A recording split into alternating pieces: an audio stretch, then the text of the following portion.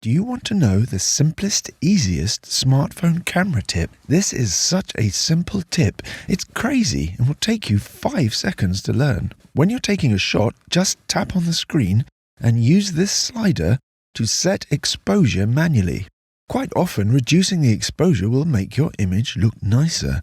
Basically, when you point your camera at a scene, your smartphone will often overexpose the image, at least from an artistic sense. So all you need to do is reduce the exposure and your photos and videos will look nicer. So that's the first tip. Easy, right? Okay, more tips coming up. If you want to shoot movies with your smartphone but are wondering where to start, you've found the right place. Smartphone cameras have made huge advances in recent years. They now rival single-purpose devices like DSLRs or mirrorless cameras. In many ways, smartphone cameras are just like any other camera, but they also have their own quirks and differences. And once you understand these differences, you can really shoot some incredible cinematic-looking content. So let's get started. There are no rules in filmmaking. Yes, there are things called rules. For example, the 180-degree shutter speed rule.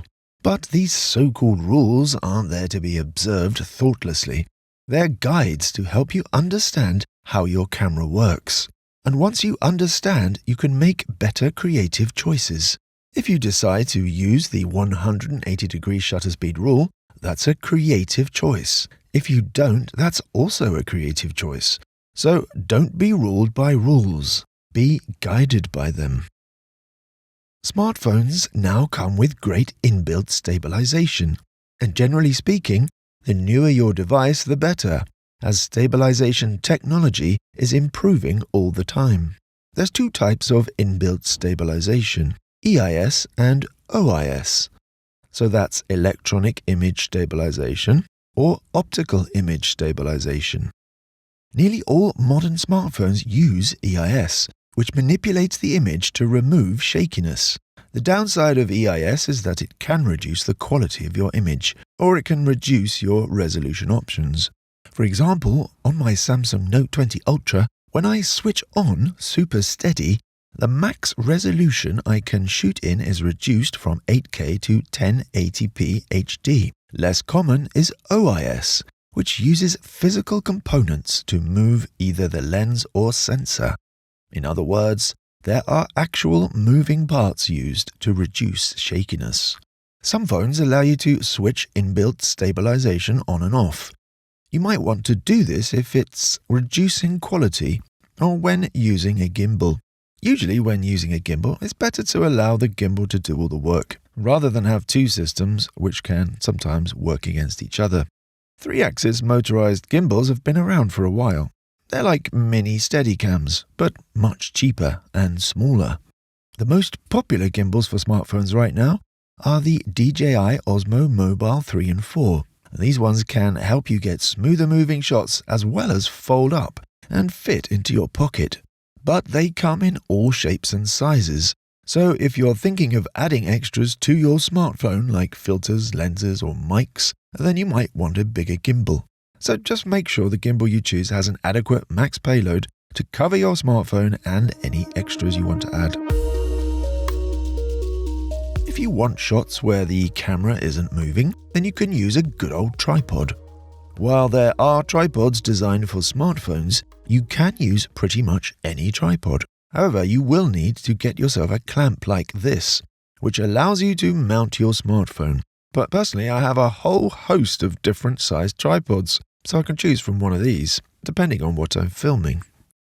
Using a grip or cage gives you extra stability, while still allowing you the flexibility of handheld shooting. These devices are relatively cheap and can be used to attach other items, such as conversion lenses, mics, and lights. You can also use them to mount your smartphone to a tripod. Smartphones made by the likes of Samsung, Sony, or LG have their own manual control options. In Samsung phones, we have Pro Video Mode. Sony Xperia devices come with 2 different native manual control apps. iPhones, on the other hand, do not, but you can download a third-party app like Filmic Pro instead. A couple of years ago, I would have said use Filmic Pro in most situations, but the thing is, the digital wizardry now being used by our smartphones to capture incredible quality images is not always compatible with manual control. There's often a process called tone remapping going on, which adjusts different parts of the image using multiple exposure, frame by frame. And using this prevents you from choosing your own shutter speed and your own ISO. Therefore, we now have to make a choice. Do we want complete control of the video, setting our own white balance, shutter speed and ISO, or do we want the extra dynamic range offered by tone remapping?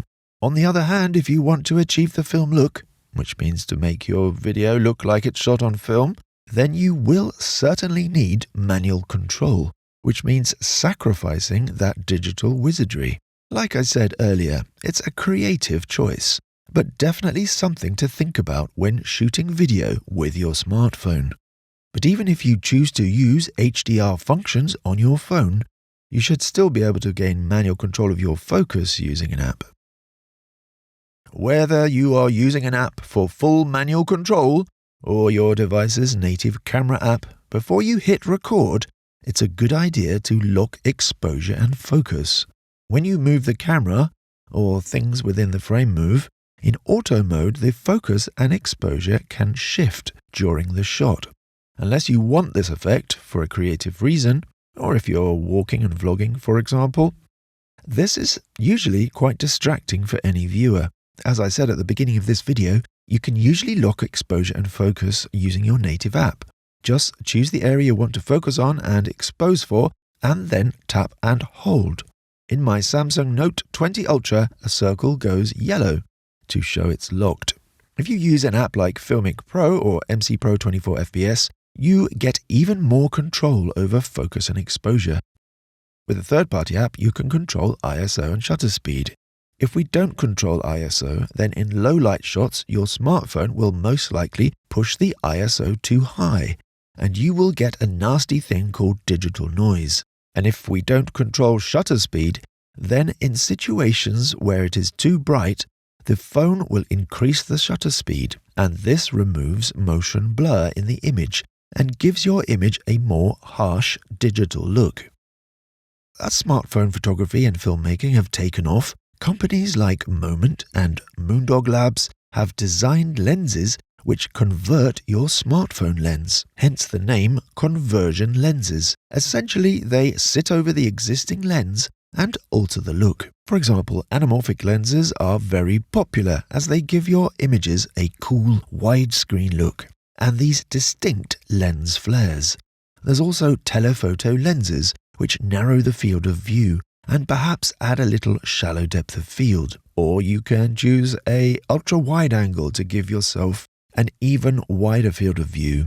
If you want the full blurry background bokeh effect, then you can add what's known as a depth of field adapter. This allows you to mount a DSLR or other type of lens to your smartphone. The most popular are made by Beast Grip and Ulanzi. On the downside, these lenses can degrade the image, especially if the quality of the lens is not great. They will also reduce the amount of light reaching your camera sensor, so not so good in low light situations. A depth of field adapter is the worst for this.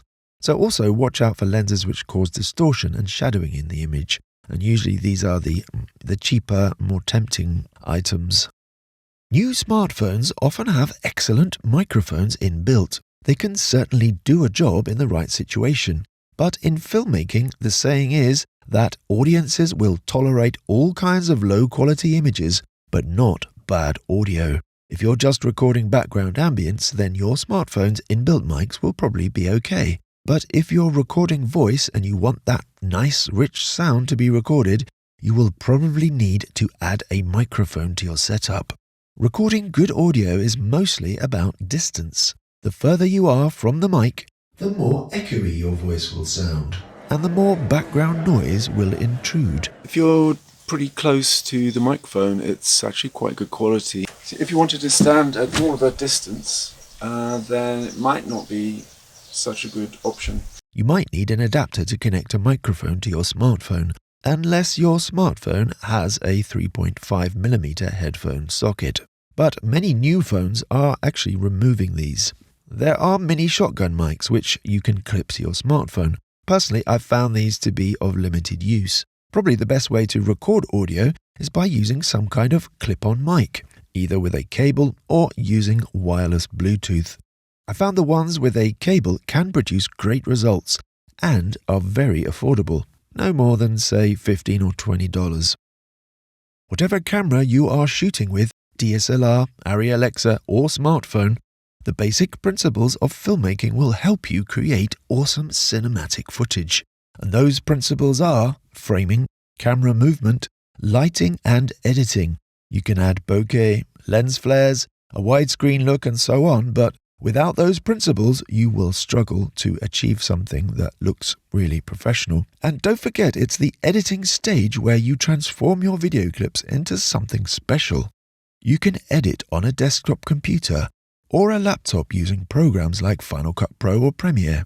There's also an amazing program called DaVinci Resolve, which has a free version which is very powerful for editing and especially color grading. In fact, it was designed specifically for color grading, and then later they added the other features like editing. But still, it's free, so give it a go. Plus, there's some great apps which allow you to edit clips directly on your phone. There's a free app called VN or Vlog Now, which has some amazing features. There's other great apps like KineMaster or KineMaster for Android, and LumaFusion for iPhone. If you're just starting out, don't worry too much about the technical side. Just go out and start shooting films. Then, whatever software you choose to edit with, upload your footage and get cutting. Now, finish your film.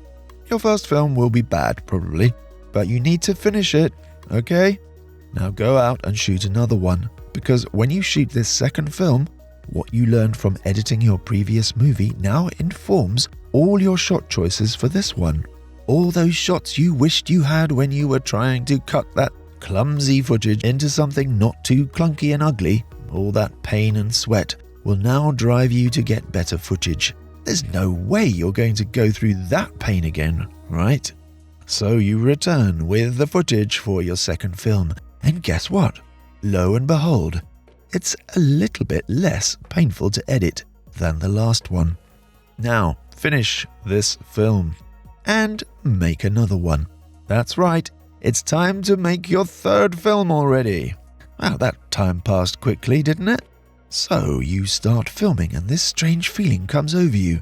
A feeling that, hey, you almost know what you're doing. Almost. So you find yourself hunched over your PC or MacBook or whatever you're using. And yes, the new footage is actually cutting together quite nicely. You're feeling pretty proud of yourself because you imagined this shot would go to this shot and then this shot. And holy moly, it actually worked exactly as you thought it would. And that's the reason that you need to practice, because at first it's hard, and then as you practice, you will get better. And on that note, this video has come to an end, and I hope you found it useful. And if so, I'll see you in the next video.